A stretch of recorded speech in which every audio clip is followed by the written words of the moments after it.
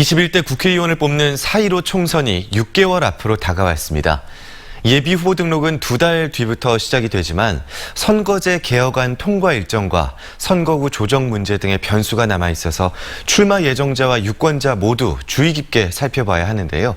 오늘 박정준 광주시 선관위 홍보과장과 자세한 이야기 나눠보겠습니다. 안녕하십니까? 예, 안녕하세요. 네, 앞서 잠깐 언급을 했었는데요. 내년 총선에서 변수로 여길 만한 게 어떤 것들이 있을까요? 네, 현재 법사위에 계류 중인 공직선거법 개정안은 늦어지면 내년 6월 25일경에 통과될 수가 있습니다. 통과된 후에도 선거구 획정위원회에서 지역구 획정안을 마련하는 데 시일이 소요가 되고요. 20대 총선 같은 경우는 선거일을 불과 40여일을 앞두고 지역구가 획정되었습니다. 또 선거법 개정안에는 네. 연동형 비례대표를 도입하면서 현행 지역구 253석을 225석으로 줄이는 안이 있는데요. 지역구를 225개로 가정할 경우에 우리 지역 같은 경우 동구, 남구, 을, 서구, 을, 여수시, 갑, 여수시, 을 선거구가 인구 하한선에 미달하게 됩니다. 최종적으로 지역구 조정은 국회의원 지역구 총 의석 수와 인구 상하한선의 결정에 따라서 영향을 받아가지고 지역구 감소 규모라든가 지역 구역이 변경될 것으로 예상됩니다. 네, 지난 20대 총선 때도 이 선거구 획정이 늦어졌었던 걸로 방금 말씀하신 것처럼 기억을 하는데요. 그때와 상황이 많이 다른 건지, 유권자들이 체감할 만한 변화가 어떤 게 있는 건지 궁금한데요. 가장 큰 차이점은 20대 총선 때에는 19대 지역구에 대해서 헌법재판소에서 헌법 불합치 결정을 함으로써 2016년 6월 1일부터 3월 2일까지 선거구 자체가 없는 상태가 되었었는데요. 네. 지금 같은 경우는 20대 지역구가 그대로 있는 점이 가장 큰 차이점이라고 할 수 있습니다. 그리고 만약 권역별 연동형 비례대표제와 득표율제가 도입이 된다고 하면은 지역구에서 당선자 수가 적은 정당이 상대적으로 비례대표에서 정당 득표율을 많이 얻게 된 경우에 지역구에서 적게 얻은 의석수를 비례대표로 일부 보완할 수가 있고요. 또 비례대표 후보자 명부가 권역별로 작성이 되고 당선자도 그 권역 내에서 순위에 따라서 결정이 되게 됩니다.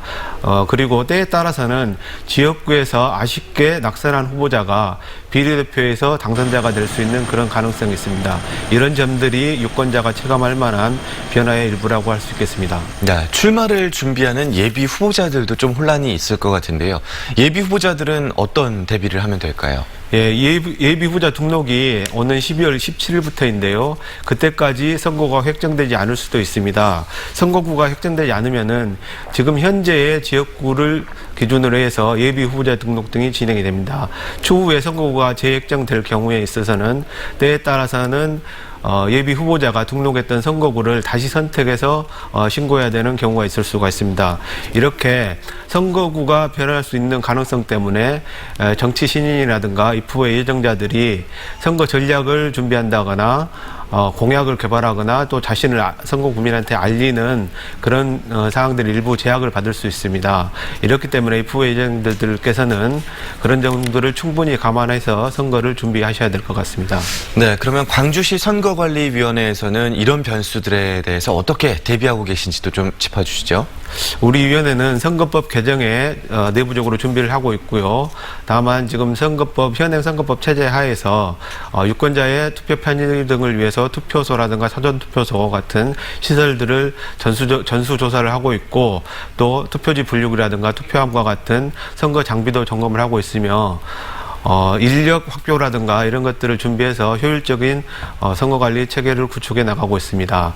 또 선거관리 역량 강화를 위해서 직원들을 대상으로 연수라든가 모의시험 등 자체 교육을 실시하고 있고요.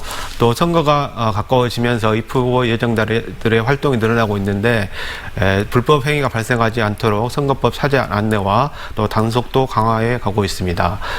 그리고 우리 위원회는 선거법 개정에 대비하면서 제21대 국회의원 선거가 공정하게 치러질 수 있도록 최선의 노력을 다하겠습니다. 네, 알겠습니다. 광주시 선거관리위원회 박정준 홍보과장이었습니다. 고맙습니다. 네, 고맙습니다.